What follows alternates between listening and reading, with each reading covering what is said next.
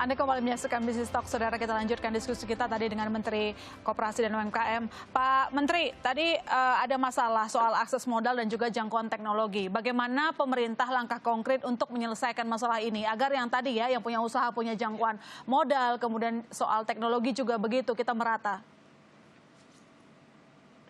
Ya, saya kira betul akses pembiayaan terutama perbankan bagi UMKM ini harus diakui masih kecil ya. Masih 20%, padahal share terhadap PDB dari UMKM itu 60%, penyerapan tenaga kerja 97%. Nah, pemerintah sekarang lagi mencari satu solusi karena yang jadi masalah kan dengan skema perbankan konvensional kan UMKM menghadapi problem dengan agunan. Ya, rata-rata mereka tidak punya aset yang cukup. Nah, karena itu di Undang-Undang Cipta Kerja saya kira sudah ada solusi lah.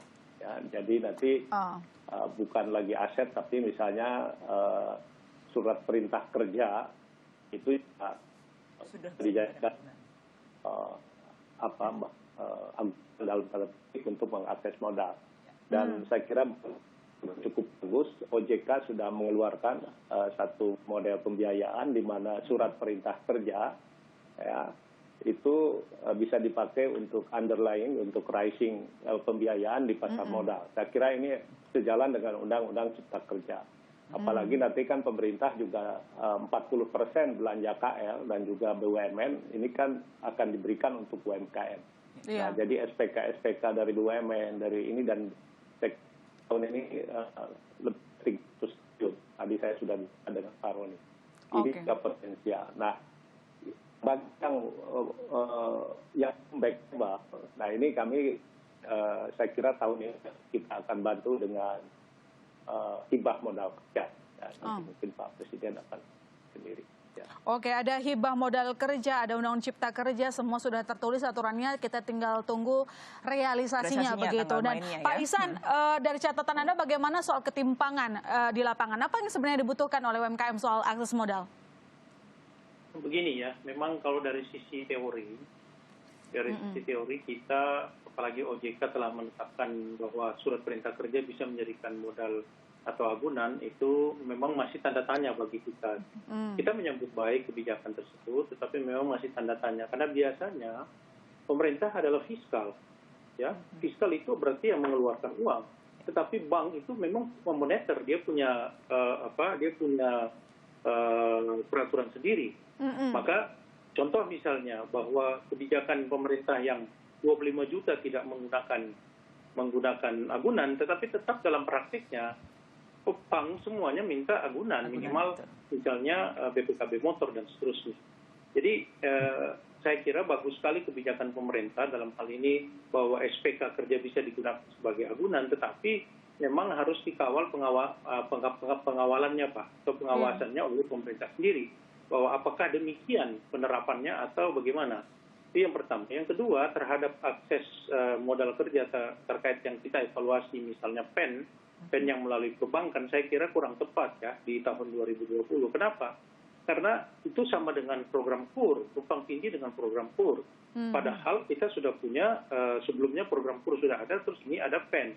Kenapa tidak dialokasikan kepada, tadi yang dikatakan Pak Teten bagus sekali, bahwa diberikan kepada modal hibah kerja. Makin banyak orang diberikan modal hibah kerja, seperti yang 2,4 juta untuk 12 juta orang, itu semakin banyak orang yang merasakan kehadiran pemerintah di kala sulit ini.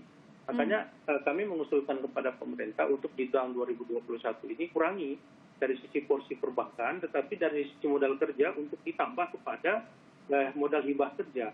Dan juga kalau misalnya konsisten terhadap penerapan SPK bisa dijadikan agunan, itu sudah sangat luar biasa saya kira kebijakan afirmatif dari pemerintah. Saya kira itu perjuangan yang luar biasa menurut hemat kami, terobosan baru, karena memang pada saat pandemi ini kita nggak mampu bayar hutang.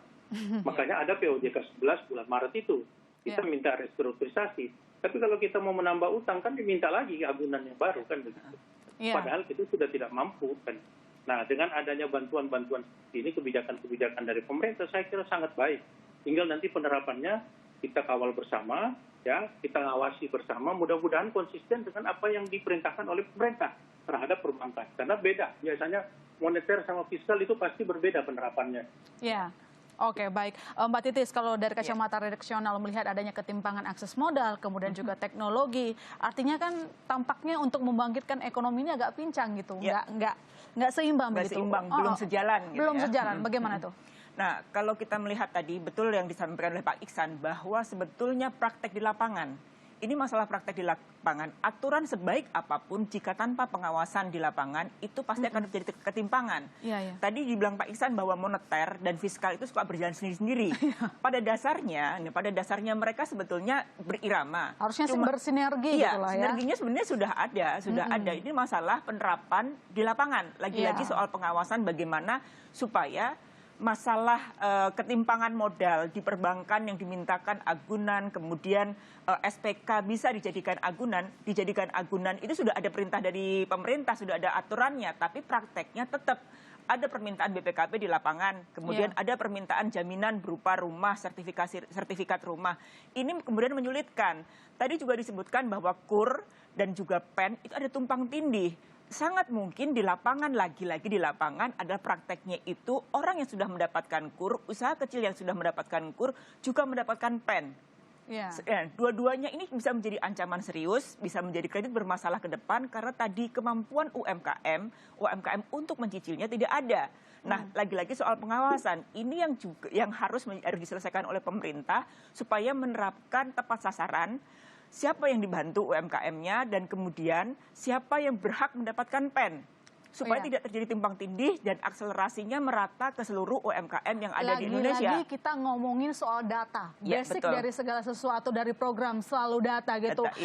Pak Menteri, gimana nih tanggapannya soal data? Lagi-lagi kita ngomongin data, selalu punya masalah di bagian data. Tapi itu menjadi akar kita membangkitkan ekonomi kita. Apa yang dilakukan Pak? Koordinasi dengan para regulator dan juga tentu mereka yang melakukannya di lapangan, perbankan dan lain sebagainya. Saya mungkin tambahkan dulu sedikit. Untuk pembiayaan untuk tahun ini saya kira perekonomian juga sudah mengusulkan tambahan 90 triliun di tahun 2020 menjadi 250 triliun di tahun depan. Asumsinya memang karena banyak yang saya kira usaha kecil, mikro yang membutuhkan pembiayaan yang murah. Tahun ini barangkali kalau data akan lebih baik daripada tahun lalu.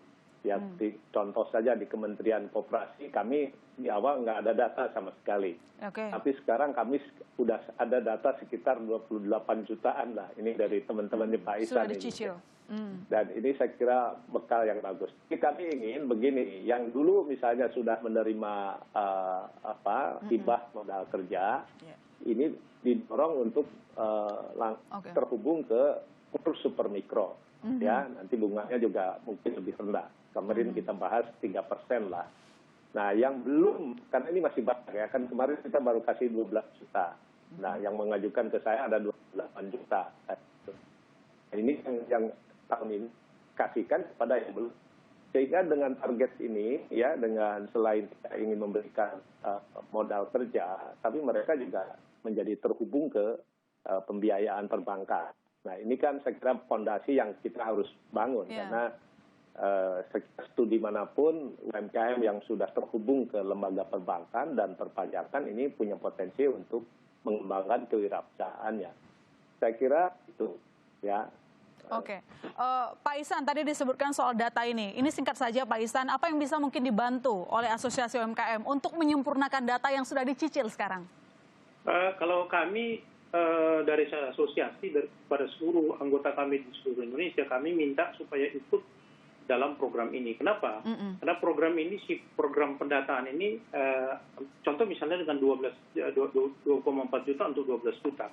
Itu dengan mudahnya Kementerian Koperasi dan UMKM dalam waktu 1 tahun, akibat daripada pandemi ini, mendapatkan data atau big data yang baik. Dan memang cita-cita kami dari asosiasi bahwa kami minta Pak Teten dan kawan-kawan atau Menteri Koperasi dan kawan-kawan memang menjadi panglima kami. Panglima yang mempunyai data. Dan himbauan kami kepada para anggota, ikuti aturan pemerintah, karena pada saat kita masuk di dalam anggota, tercatat dalam data daripada pemerintah, maka akan terjadi yang namanya pembinaan pemberdayaan yang berkelanjutan yang kita akan dapat dari pemerintah. Kalau kita nggak ikut, kita nggak bisa masuk dalam pembinaan dan pemberdayaan yang berkelanjutan. Makanya berbondong-bondong untuk ikut serta di dalam program pendataan ini. Karena setahu saya ada 3 hal yang dibutuhkan atau yang akan dicapai dengan program hibah ini, terutama program hibah, yaitu adalah pendataan ulang yang sekarang kembali kepada Kementerian Koperasi dan UMKM. Yang kedua adalah peningkatan pemberdayaan ekonomi, ekonomi nasional. Yang ketiga adalah memang data yang ada ini memang menjadi satu kesatuan, menjadi big data yang berada nanti ke Koperasi dan UMKM. Baik, saya ke Mbak Titis sebagai simpulan penutup kita dialog kali ini. Apa yang bisa kita simpulkan dari dialog kita dari sektor pariwisata kemudian UMKM? Tadi kita sudah mendengarkan semua masing-masing masukan, masing-masing upaya dilakukan oleh regulator. Salah satu hal yang penting tadi adalah big data. Membangun big data itu menjadi syarat apapun kebijakan yang dilakukan oleh pemerintah. Dengan data yang terstruktur, maka kita akan menjadi tahu solusi apa yang akan diberikan ke industri, baik pariwisata. Dengan big data, yang namanya pariwisata kita menjadi tahu kebutuhan dan keinginan sasaran kita, wisatawan lokal yang menjadi sasaran utama akan tahu kita bahwa kebutuhannya ini, sementara yang diberikan akan menjadi ini. Sama juga dengan UMKM. Ketika tadi Pak Teten sudah mengatakan bahwa sudah ada mencicil 28 juta dan kemudian UMKM juga berbondong-bondong mendaftarkan diri supaya mendapatkan kesempatan, yang tidak ikut mendaftar mereka akan tertinggal. Sementara kita lihat program-program yang dilakukan oleh pemerintah untuk baik menolong industri pariwisata, baik menolong industri UMKM sebenarnya terstruktur. Ada semuanya.